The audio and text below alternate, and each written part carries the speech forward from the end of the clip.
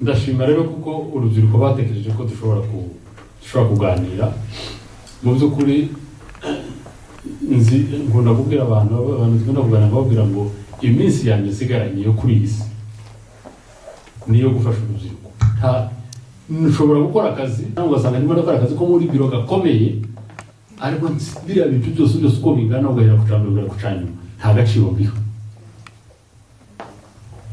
Amen. Ikintu inzi gifite agaciro gakomeye ni ukurema umuntu. Niyo mpamvu iyo bibaye ngombwa ko umuntu avugana n'urubyiruko, kandi si uko abasaza n'abari ntacyo batwaye. Nta n'umusaza uri hano bayibewe hano, umuntu mukuru mu bapapa ndayihumije ntabwo turi benshi nawe ubona by'idera barindiriye. Okay, impamvu ni iyihe y'urubyiruko? Impamvu ni uko urubyiruko bafite urugendo runini cyane, kandi uru rugendo iyo batazi uko bazitwara muri uru rugendo, impanuka ni nyinshi. Amen. Haba hashobora kuba impanuka nyinshi. Ubwo impanuka ari n'ikirere, impanuka bashakira mu bintu byinshi bitandukanye.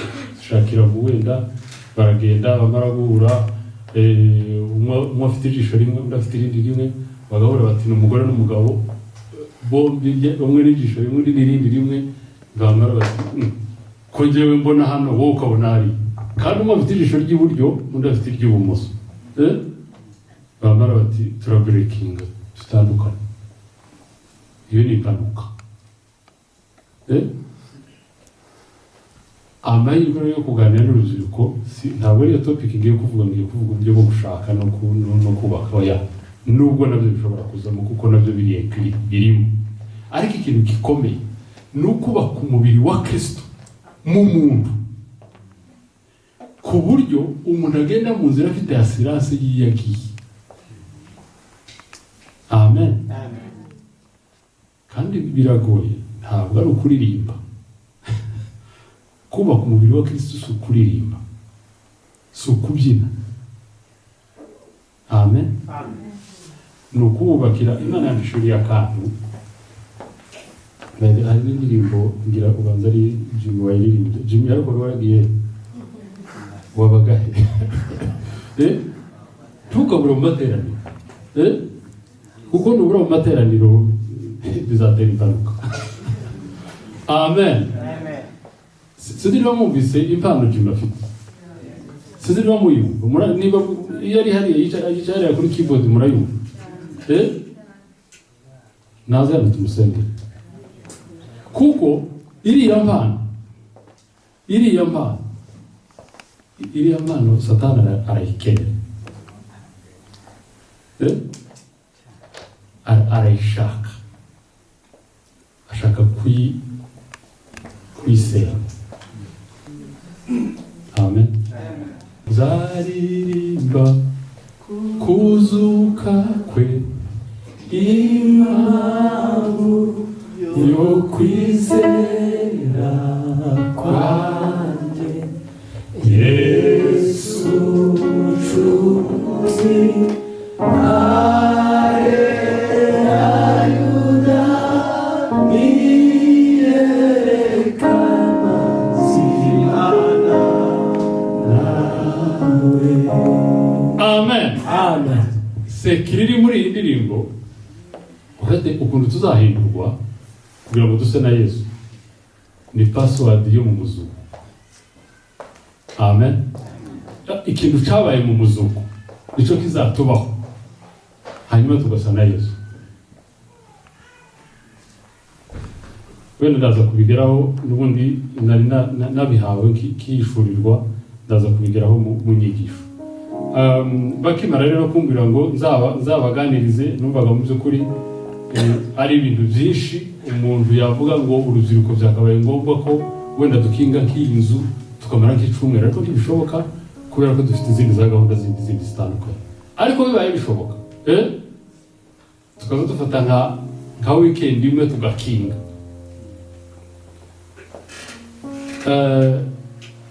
Nabitekereje hano turimo kuramya,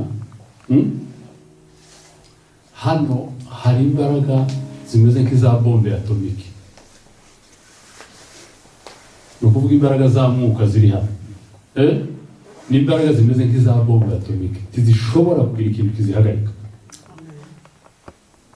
ariko birasaba ko zitegurwa. Amen. Turi kumwe? Birasaba ko ziriya mbaraga birasaba ko zitegurwa, hanyuma zikazabyara umusaruro igihe cyazo kigeze.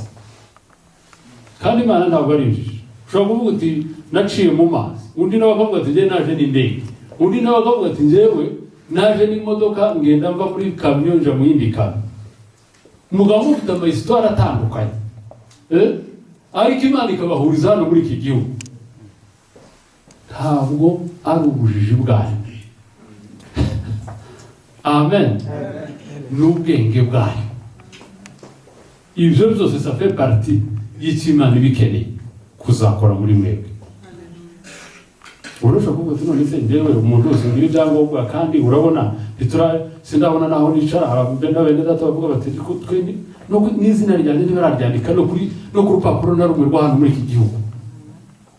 Ariko nta kintu na kimwe gishasha ku Mana. Amen. Ushobora kuvuga iti ngibi se ni stress. Ta stress ku Mana, kuko byose biri ku rutonde. Reka dusaba badufasha gusoma, badusomeye muri Revelation basomye, basubiramo ariyo teme turimo kuganira, ibyahishuriwe ibice 3:11. Ariko reka dusabe abadufasha gusoma. Hari umuntu ufite bibiri ijambo ryera, bibiri ya jambo ry'Imana. Nadusomere mu Efeso ibice 5:15-16. Niba ari umuntu ufite bibiri ijambo ry'Imana. Efeso ibice 5:15-16.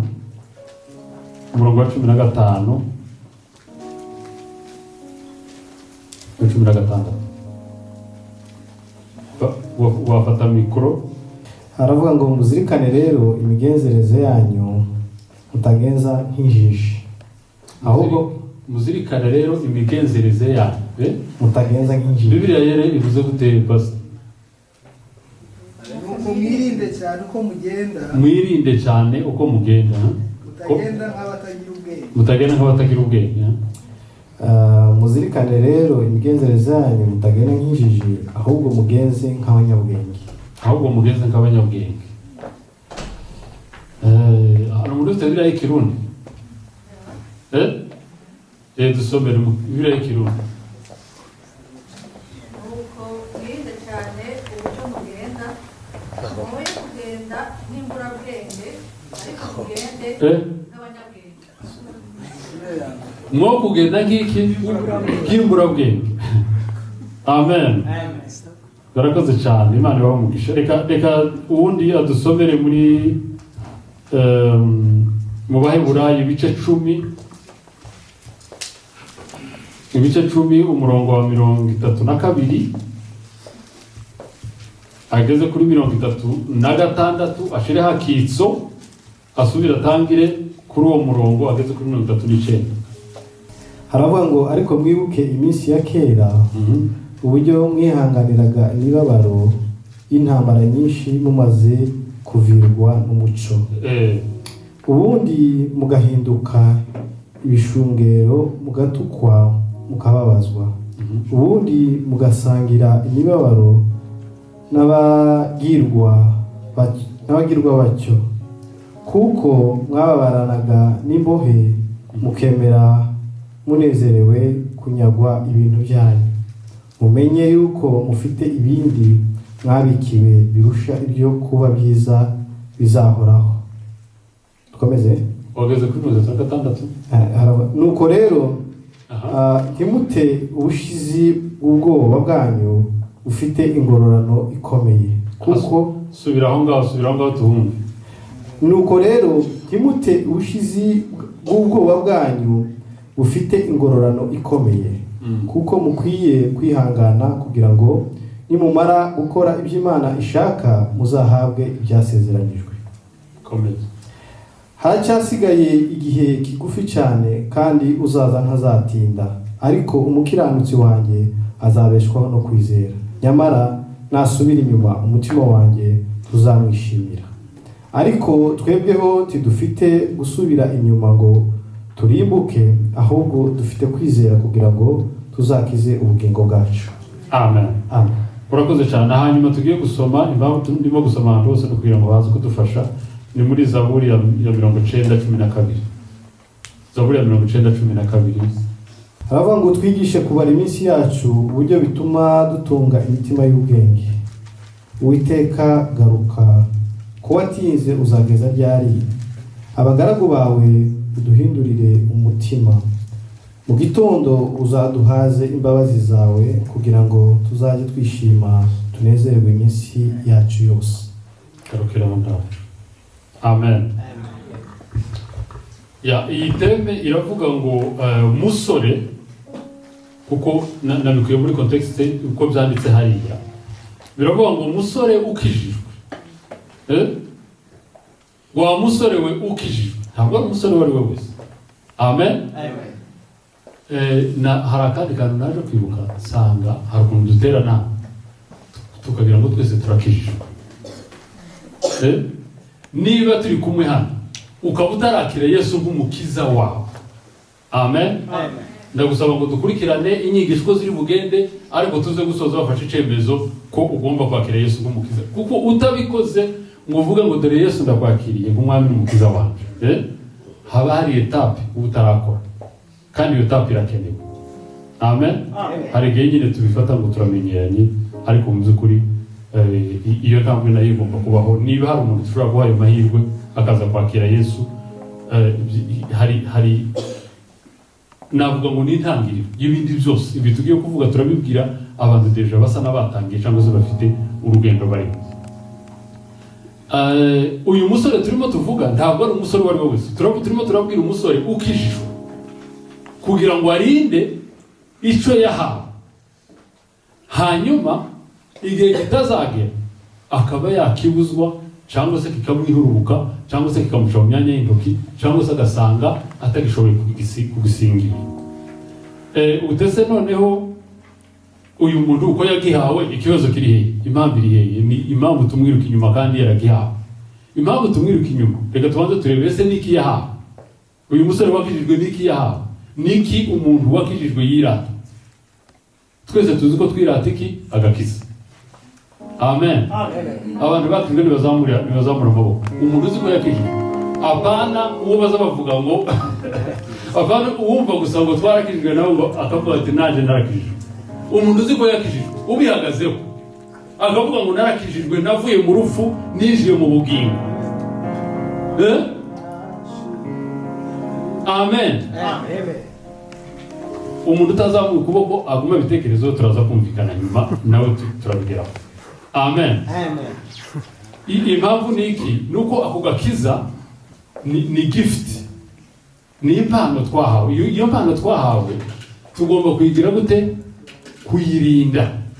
Kuko turamutse tutayirinze ntitumenya aho umujura yaje akayitwara, kandi ifite abajura bayikeneye benshi.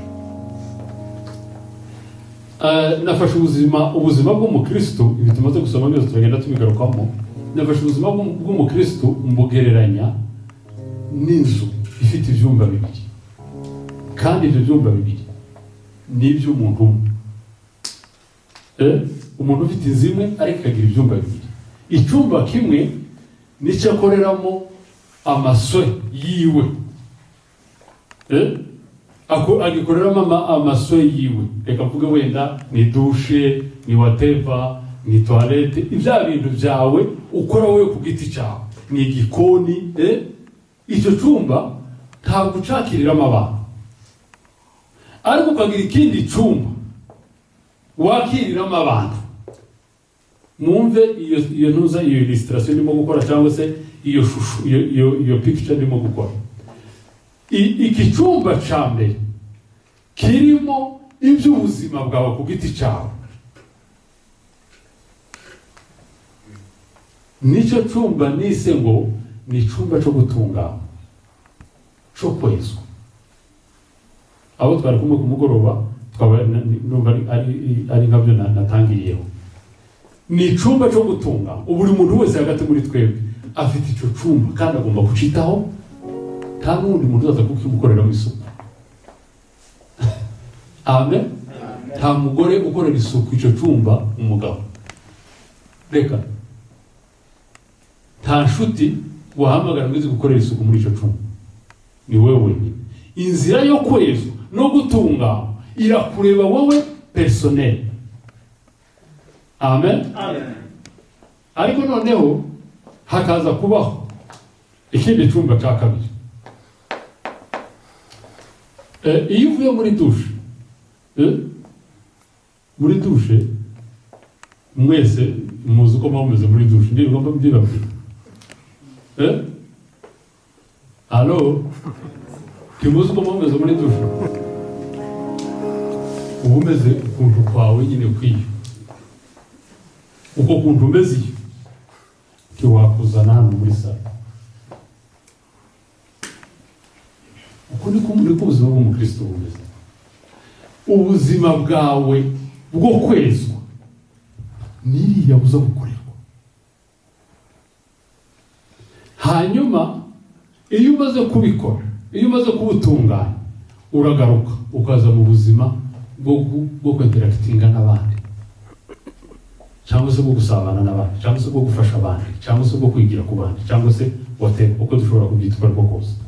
Ariko dore ibi byumba bibiri ndimo kuvuga, icyumba cya mbere cyo gutunganywa no kwezwa, nabyo nabyise ngo ni process, ntabwo ari ikintu kimwe gikorwa umunsi umwe ngo bibe birarangiye. Dore iminsi ibiri ikenewe umuntu agomba guha agaciro. Ni umunsi wakiriye Yesu nk'umukiza wawe. Amen. Uwo munsi niwo munsi wamenye ko ugomba kwita kuri cya cyumba cyawe kiri personnel. Uwo munsi wakiriye Yesu nk'umwami n'umukiza wawe, uwo ni umunsi wawe w'ingenzi ugomba kuwandika ahantu. Hari abo dushobora kubaza nyine ntibabumenye kubera impamvu runaka. Ariko urahaba, hari ahantu Imana yakubwije ikakubwira ngo dore ngugize umwana wanje, uravutse muri jewe. Amen. Uwo ni umunsi ukomeye mu buzima bwawe. Umunsi wa kabiri ukomeye ni umunsi wamenye intego yawe yo kubaho. Amen. Uyu munsi uragoye. Impamvu ugoye ni iki? Ni uko abantu benshi basaza batabuze. Abantu benshi basaza batazi uyu munsi. Kubera iki? Kuko baguma muri yo gukomeza kwitwa ko bavutse mu Mana kandi ko baguwe neza, hanyuma bikarangirira aho ngaho. Alo, turi kumwe?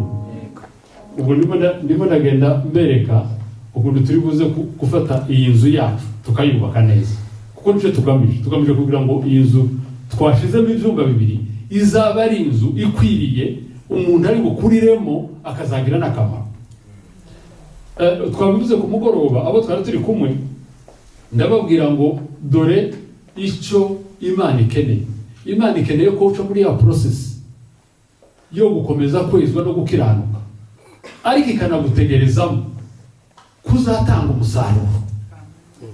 Amen. Kwezwa no gukiranuka gusa byonyine, wicaye aha ngaho ukavuga uti njyewe sitaki makelele, sinshaka maneno n'abantu, njyewe ndi umukiranutsi. Nta muntu tuzagongana, nta muntu dufite icyo tuzahuriraho. Ubu urimo kugenda kinyume n'ibyo Imana ikeneye. Amen. Kubera ko Imana yashyizeho umunsi plutôt yashyizeho process yo kwezwa nk'ikintu kizahoraho. Uko urimo uhura n'abantu niko wandura. Uko urimo ukora imirimo niko wandura. Ariko uragaruka ugasubira inyuma ugasubira muri dushe. Ukaja muri dushe uko kuvuga utari ko bamana. None uyu munsi ko byagenze nabi ko bisa nabi. Icyo gihe urimo kubwira imbaraga z'amaraso ya Yesu kugira ngo zigufashe muri ibi byumba bibiri reka mbabwire ikintu umwuka wera asa n'uwanganirijemo ni uko muri ibi byumba bibiri itegeko rikora mu cyumba cya mbere ni itegeko ry'amaraso ya Yesu. Cya cyumba cyo kwezwa no gutungana ni icyumba gikorwamo n'itegeko ry'amaraso ya Yesu. Icyumba cya kabiri ni icyumba cy'imirimo. Imirimo ni ukuvuga ngo watangiye gukorana n'abantu, watangiye kwakira abantu, watangiye gufasha abantu, watangiye gukemura ibibazo by'abantu, watangiye kuba umuntu ushobora gutanga umusaruro. Aho ngaho hakoramo itegeko ry'umuzuko wa Kristo. Mwabyumvise? Itegeko ry'umuzuko wa Kristo kubera iki? Kubera ko imbaraga zazuye Kristo mu bapfuye nizo mbaraga zishobora kugufasha wowe eriti kubwira umuntu agakira. Amen. Eritiye mwene runaka na nyiranaka nta mbaraga afite zo gukiza umuntu iyo zikura he? Hari umuraga bagusigaye wo gukiza abantu? Ntawe. Ariko imbaraga z'umuzuko iyo zirimo zikora muri cya cyumba nizo zituma uganira n'umuntu wari ufite ibibazo, wari ufite depression, wamuntu akavuga ngo yo uranduhuye, usize naringiye kwiyahura none ndakize sinjiyahuye. Ubwenge bwe izo mbaraga zimeze nk'amashanyarazi ku buryo ziri bugende zikamucanganyikisha, operasiyo yaringiye gukorwa ku buzima bwe yose igahita ihagarara. Amen. Izo ni imbaraga z'imirimo. Noneho rero umva rero ikibazo hano kimwe ni uko abantu kubera ko mu mirimo hararyoha. Haleluya. Mwabakristo mwereka mbabwire kano bantu mu mirimo hararyoha. Si ku gatuti se, si mu mashimwe se, si muri praise se abantu baravuga ngo urakoze Fidel, uramfashije ahantu mvuye. Fidel agahita avuga ati ubona ko nkomeye. Ariko dore handi imbaraga ziva kugira ngo Fidel ashobore kuba yamfasha, ziva muri dushe yiwe. Mwabyumvise? Imbaraga zo kugira ngo Fidel afashe yagombye kuzikura muri dushe, agasohoka asa neza atunganye, yamara gutungana akabona kuza kumfasha.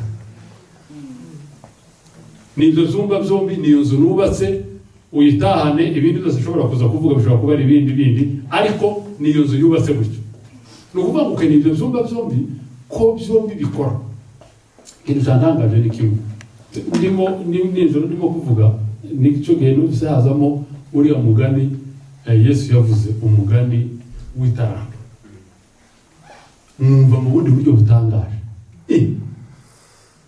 Donc Imana ntitangazwa nuko twakoze amakosa. Amen. Hari umuntu wiciye urubanza hano akavuga ngo njye nakoze amakosa ngo none nasubira ngo ndasubira he? Ibyo ntibitangaza Imana. Imana itangazwa nuko wakoze amakosa ukaja kwihisha. Bariya bantu uriya muntu bagiye gucuruza itaranto zitanu akazibyaza izindi zitanu, ntubwire ngo ndiyo kubitanye n'abantu. Ubwira ngo ndiyo kubitanye n'abantu ku maseta kugira ngo acuruze yunguke muri competition. Umuntu arimo avuga ngo kubera ibi bintu byaje bihana hano gute, yasunikanye n'abantu kugira ngo acuruze itaranto zive muri zitanu zive mu zindi zitanu. Ariko icyo Imana yari igamije kwari ukuvuga ngo se urazibyaza umusaruro. Okay, none muri iyo process yo kuzibyaza umusaruro uzabigaruka ujye gukuba amaga. Amaga murayazi? Amaga abantu bamwe batayazi. Umuntu ufite imyate hari abantu amaguru agenda kubera wenda umubiri ubutambara n'inkweto, sibyo? Amaga ni mu Kinyarwanda gisobanutse n'amaga niko bayita. None se kumara gucecetse naringiye gushaka amagambo akomeye naringiye gushaka amagambo akomeye kandi yoroshe. Mu Kirundi ni no mu Kirundi n'amaga.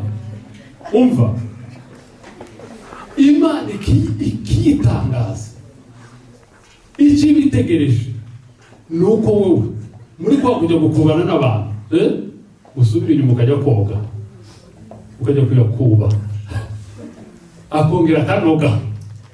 Amen. Kuko iyo utayakubye nicyo gihe wowe utangira kuvuga mu gihe ngo ndahari ngo nabikoze ngo dore ngo mwami ngo nazanye talente 5 ngo nungutse si ibindi bari waratumwe ariko navuga ngo nubwo wungutse talente 5 ariko dore wakubanye n'abantu watukanye n'abantu wahanganye n'abantu bavuze gute subira inyuma wongere ujye kwiyoza. Hanyuma muri uko kwiyoza biraguha imbaraga zizaguha ejo kandi kongera kugira gute gukora imirimo. Impamvu umusore rero bikeneye n'igihe ibi bintu byose ndimo mvuga nuko umusore afite voyage, afite urugendo rurerure, afite n'ibintu byinshi bimutegereje, ariko ibintu bitegereje umusore nabivuga nkabirangiza. Ibintu mubamo ubu nabivuga nkabirangiza njyewe timubizi.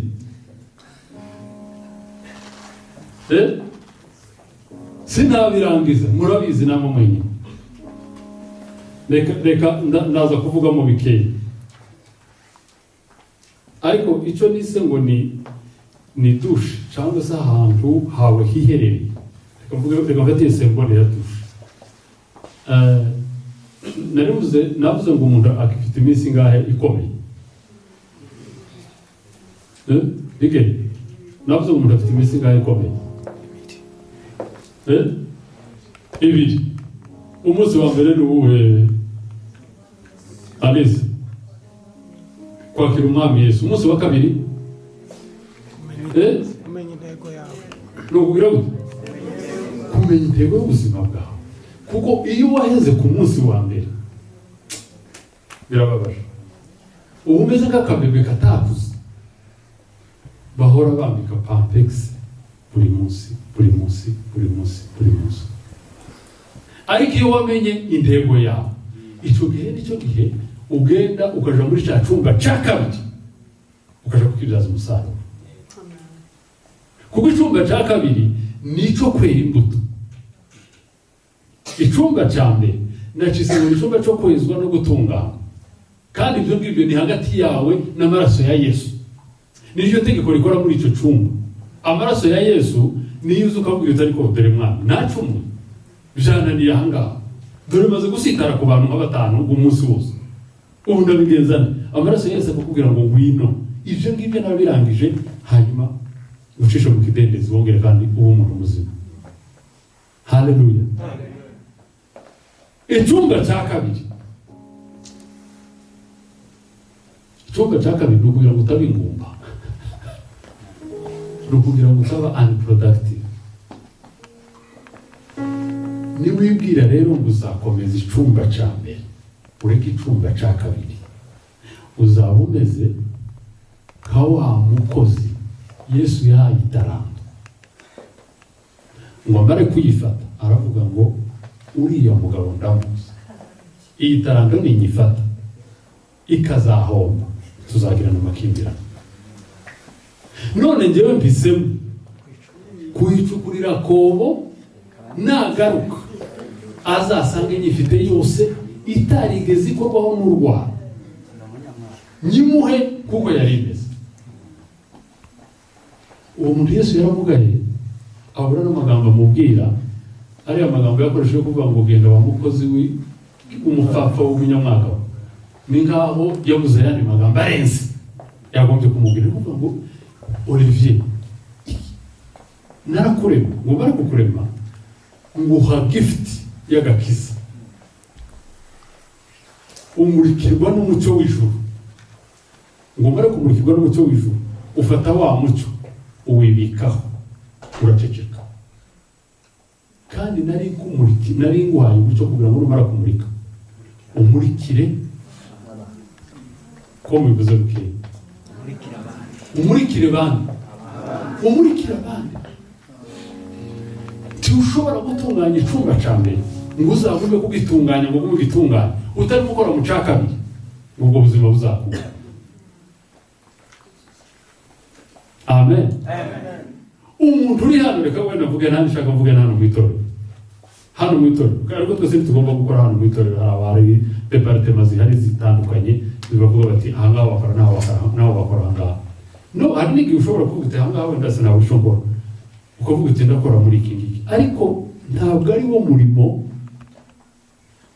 ukomeye Imana iguhamagarira. Pastor arakubita. Amen. Ufite akazi gakomeye kubera ko utuye muri sosiyete yangiritse, ukorera mu kigo kirimo abantu babuze bakeneye gufashwa. Mu muryango wawe ntabwo ibintu bigenda. Wowe rero wakiriye ka gakiza turimo tuvuga, ugomba kuba igisubizo hehe muri wa muryango. Ariko se uyu musore azabishobora gute? Uyu musore mu by'ukuri tutabeshanye azabishobora gute? Afite imbaraga zo kuzigama icyo yakiriye kano gakiza kugira ngo abashe kubigeraho. Reka ngiye kubaha amahame nihuta, ariko nivuga ngo ni amahame baragira ngo none bya bindi abantu bajya basoma mu bitabo ngo ugende uzarebe ngo principe mu zirindwi mu cyangwa se noya. Ni amahame y'ijuru. Haleluya. Ni amahame y'ijuru. Icya mbere ni uko icyo Imana yabitse muri wowe kiraryamye gitegereje ko wowe wenyine uzakigira gute, uzagishitura. Hari abantu bazi ngo umurimo w'Imana ukorwa na pasiteri. Ntabwo ari byo. Hari abandi bazi ngo nzakora ari uko bansengeye. Ntabwo ari byo. Ibyo byose ko ndagenda bicisha mu murongo. Amen. Hari abandi bazi ngo hari abo byagenewe. Ntabwo ari byo. Umunsi wakiriye Yesu wagombye no gutangira urugendo rwo mu cyumba cya kabiri, kuko nutarutangira cya cyumba cya mbere ntugire ngo kizatungana, uzamera nka wa wundi namaze kuvuga w'itaranti bogera ibiri karindwi n'umuranyuma. Iyo utarikoresheje mu cyumba cya kabiri, iyo mu cyumba cya mbere irabora. Ariko dore ikintu cya mbere, niba agakiza warakakiriye, umuntu utarakira agakiza we navuze ngo umwanya we turawufite hano imbere, kuko agomba kukakira. Ugomba kwakira agakiza, Yesu akakumurikira n'umurikirwa na Yesu. Umuco niyo source y'ubuzima, niko gutangira ubuzima bwo kubaho. Ikintu rero uyu musore akeneye, kubera ko afite urugendo runini, akeneye ikintu cya mbere, akeneye kugira discipline. Amen. Ariko iyo mvuze ngo discipline, wava muse discipline mu biki? Discipline mu bintu byinshi. Reka mvuge discipline imwe gusa isa naho ikugora. Reka mvuge discipline yo gusenga. Kubera ko wumva waririmba ariko ukumva utasenga. Kubera ko wumva wabyina ariko ukumva utasenga. Kuko gusenga ni communication yawe directe n'Imana. Kubera ko waryoherwa mu rwishi mu gasaku, ariko waba uri wenyine ukaba udashobora kubikora. Urimo kunyuma? Uko iyo ni imitego yose ituma cya cyumba kidatungana. Ibyo wumva wakora mu bantu benshi wagombye no kubikora uri wenyine. Amen. Amen. And discipline yo kudasenga igira ikindi kintu kisimbura. Iyo udasenze hari ikindi kintu uba ugiye gusenga. Iki nacyo wenda kiragoye kucumva.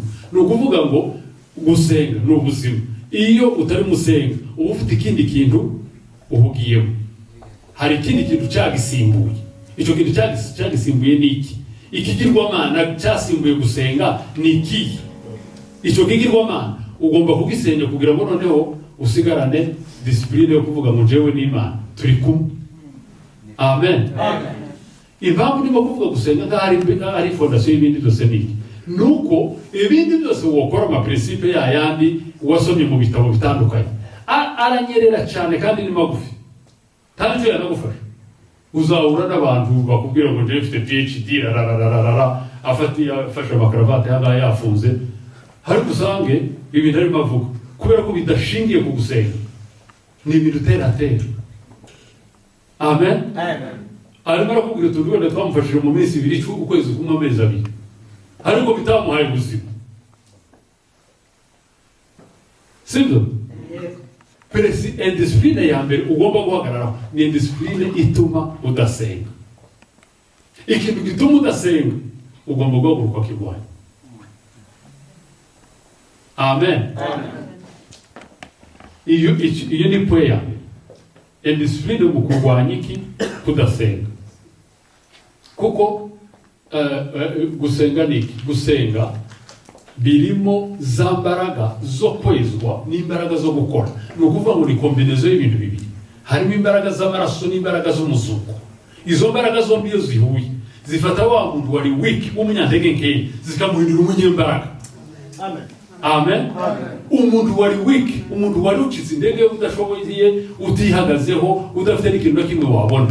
Icyo gusenga bizana imbaraga zituma wa muntu yezwa agatunganywa, bikanatanga n'imbaraga zituma akora imirimo atagakoze. Amen. Okay, no ubwo tutuze ngo gusenga mureba gusenga no gusenga ngo abigenza gusanga ngo kubaza gukora nka pompage. Amen. Uzabikora mu buryo bworoshye bukoroheye, ariko uzabishiremo discipline. Mwuka wera ni usenga muri twebwe, ntabwo ari twe dusenga, ni Mwuka wera usengera muri twebwe. Uko dukomeza kumwegera agenda dutoza kugeza igihe noneho turi bugere igihe ushobora gusenga ukavuga uti ndimo ndasenga n'ibirenze ibyifuzo byacu. Haleluya. Amen. Iyo uko kurwanya discipline ni ikintu cya mbere. Ndimo gusaba nde ko ndagisaba nde turi kumwe hano umusore. Amen. Umusore ndimo ndamusaba ngo abanze ashireho amategeko arwanya indiscipline. Ariko indiscipline ni iki mu Kinyarwanda? Ariko kirumvikana. Indiscipline kirumvikana. Nukuba oya ntabwo ari cyo ndimo kuvuga. Ndimo ndavuga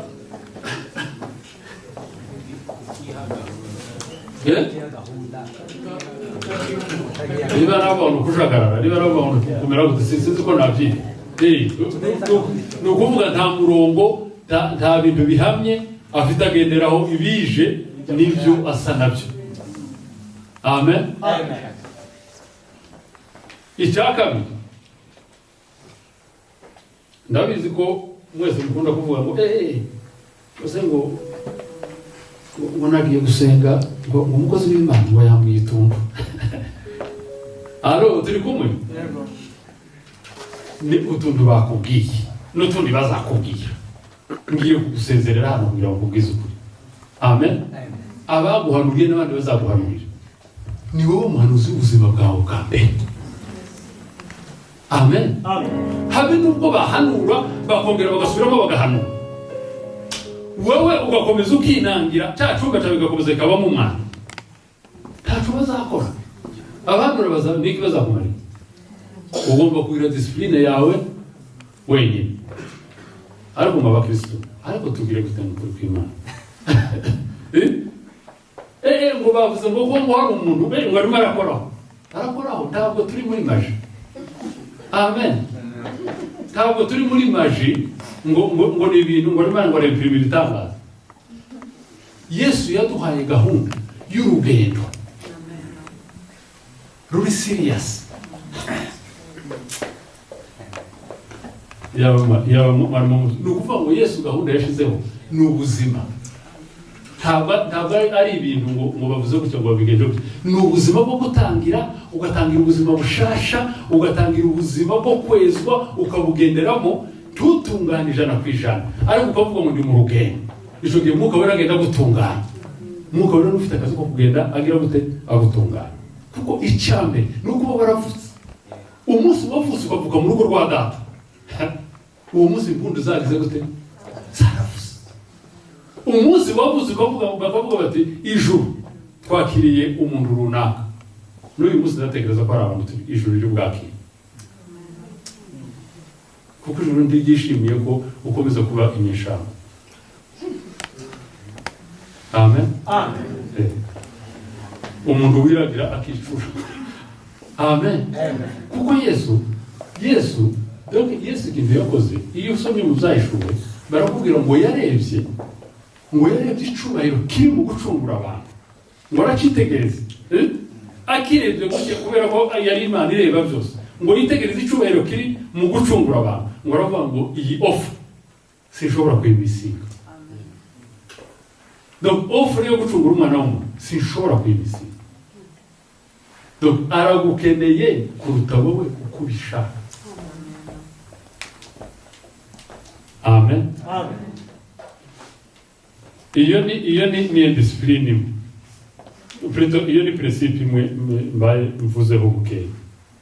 Reka mvuge principe yindi ya kabiri.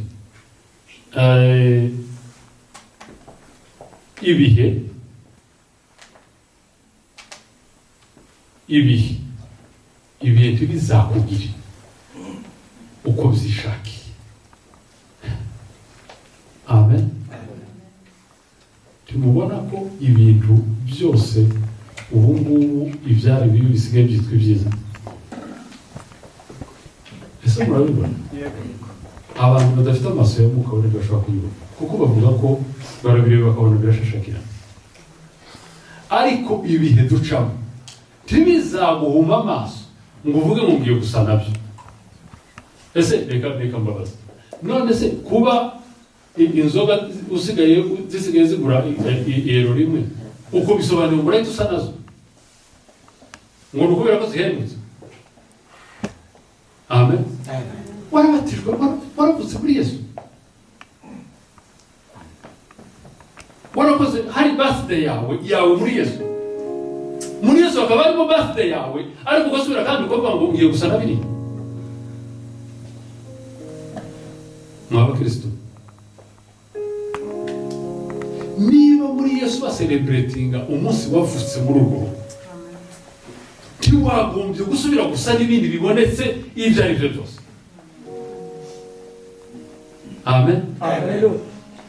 Imana idusaba n'ubwenge kugeza naho murabizi ko ahangaha muri sosiyete z'iwacu, ndavuga mu Banyafurika, hari ukuntu famiye bihari ikagenda yegeranya ibintu ngo abana n'ubujangane mugenda gutya, dore muza mukura gutya, muza mwubaha ibi ngibi mukire gutya. Ahangaha rimwe na rimwe dufite n'abantu badafite n'izo famiye. Utari muri Yesu kumva ko famiye yafaga kuzigaziga akakubwira ngo dore umurongo n'uriya. None utari muri Yesu yindi famiye yindi ufite niyi.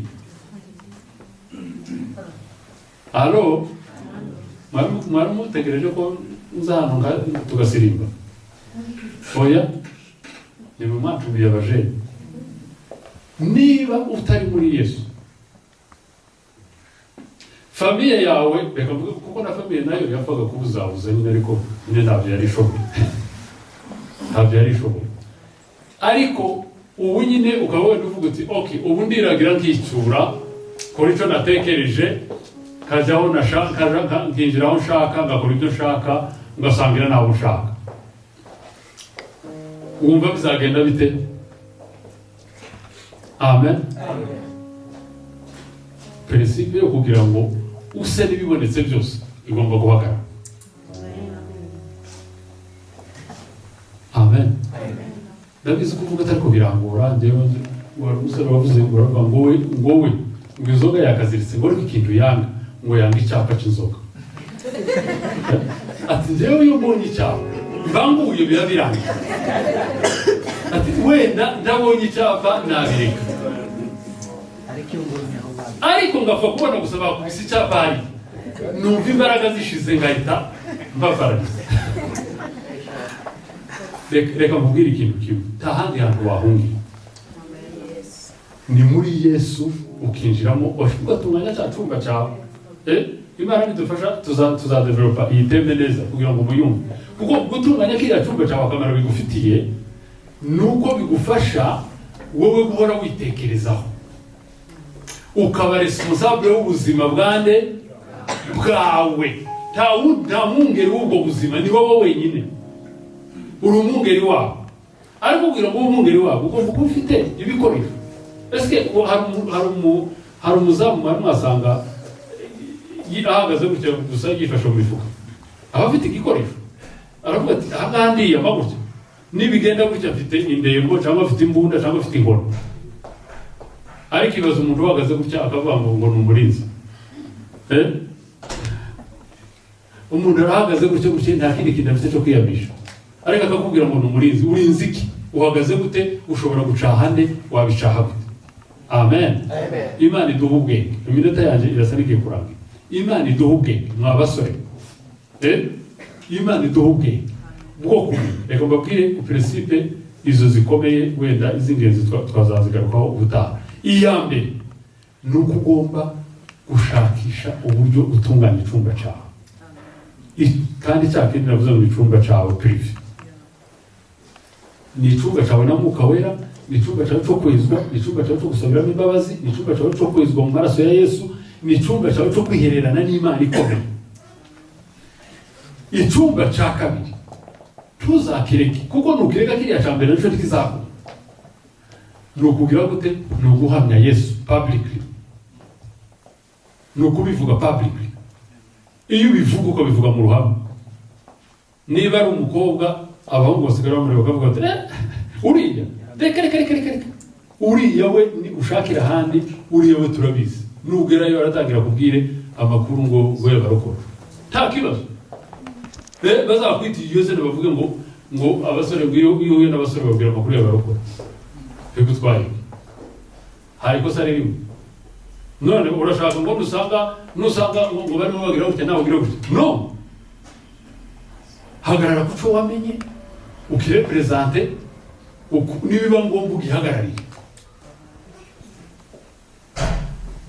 Turimo kumvikana kubera iyihe mpamvu? Kuko ejo ni mwe bayobozi b'iri torero.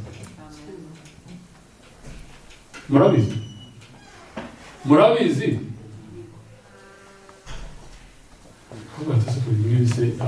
jewe Imana igufiteho umugambi, upfa kuba warakandagiye hano. Niba warakandagiye hano, Imana igufiteho umugambi, umanuke uzamuke, ariko muri kumwe nayo. Reka rero icyo nagusaba ni kimwe, nagusaba ko ugenda ugatangira gutekereza gusa ubuzima bwanjye ejo hazaza buzaba bumeze gute. Ijambo ry'Imana riratubwira muri Zaburi ngo utwigishe kumenya kubara iminsi yacu. Urireba ukabona uraga 10 ukagira ngo none ubuzima naho ngaho. Oya,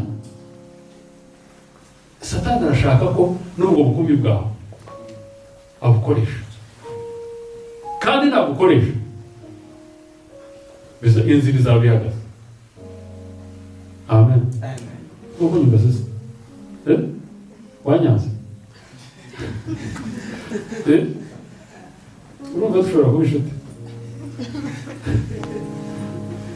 Impamvu ndimo kuvuga ibi ngibi ni uko mu by'ukuri ni wowe maboko y'Imana yewe.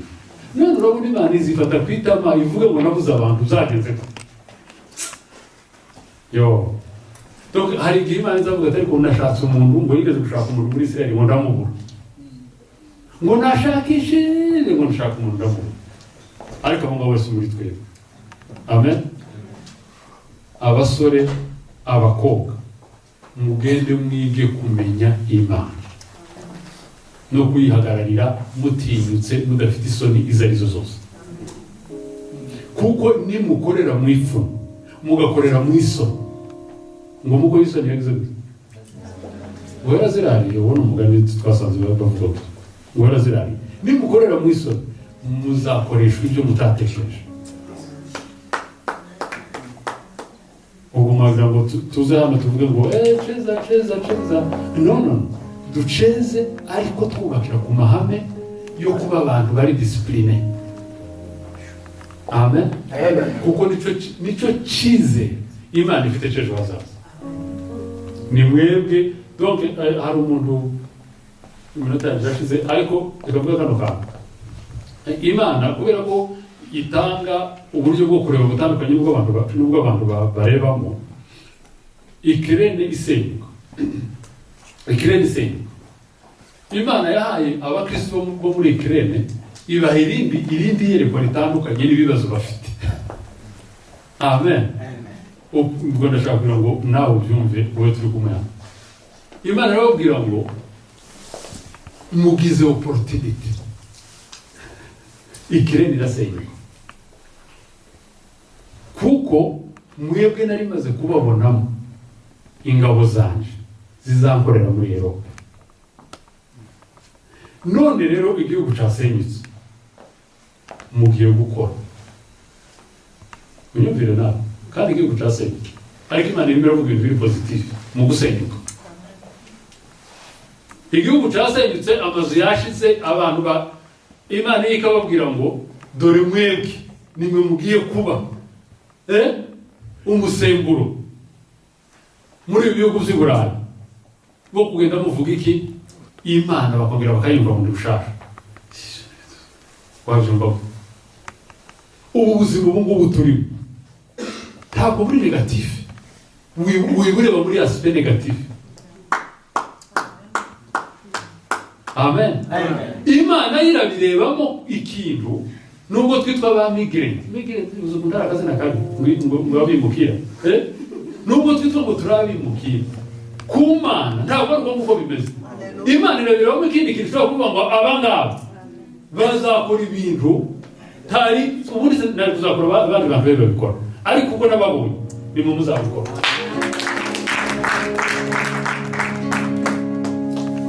Reka ngusabe dusoza niba utarakira Yesu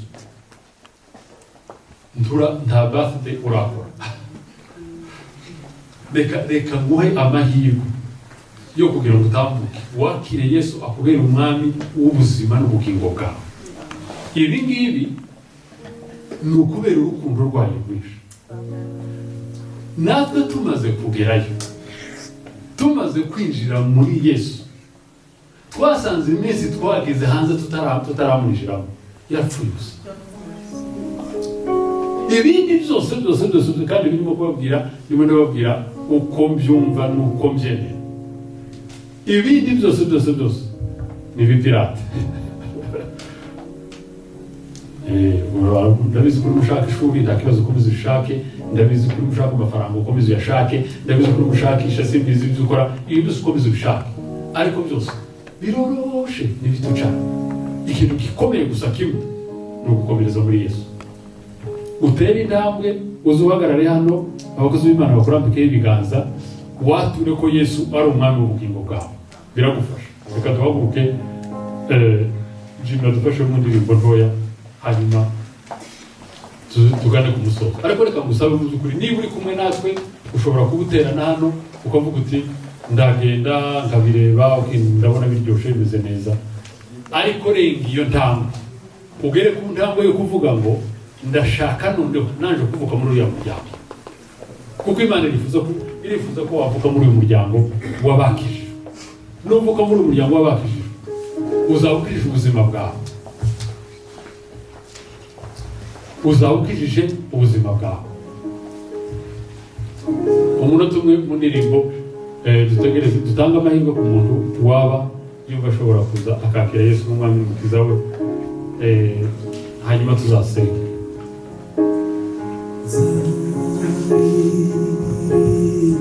Umaze igihe uterana, umaze igihe uja mu masengero, ariko ibyo ngibyo ntibihagije. Ugomba kugirana isezerano na Yesu ukavuga ngo ndabizi inzi ko tugirana isezerano.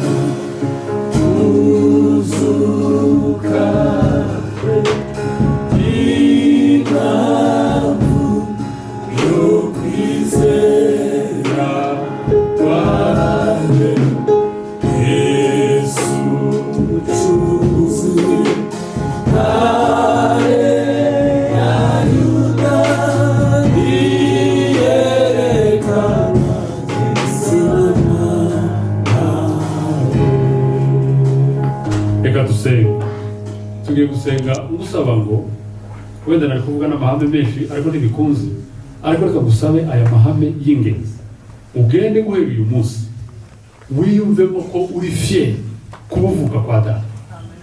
Amen. Ibyo bibe ikintu uri bugendereho ukumva urahagaze kandi ufite n'agaciro. Icya kabiri, umenye ko discipline yawe izagufasha gukomeza gusukura cya cyumba cyawe.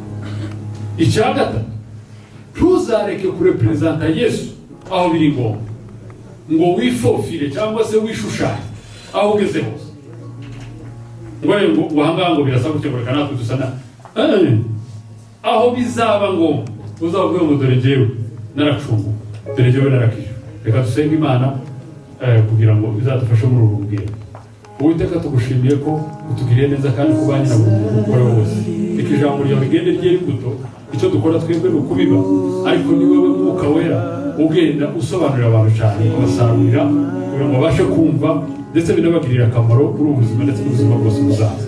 Gira neza buri muntu uwo ari we wese, ishimwe n'icyubahiro bibi byawe uyu munsi ndetse n'iteka ryose. Tukugumiye amashyi tuvuga ngo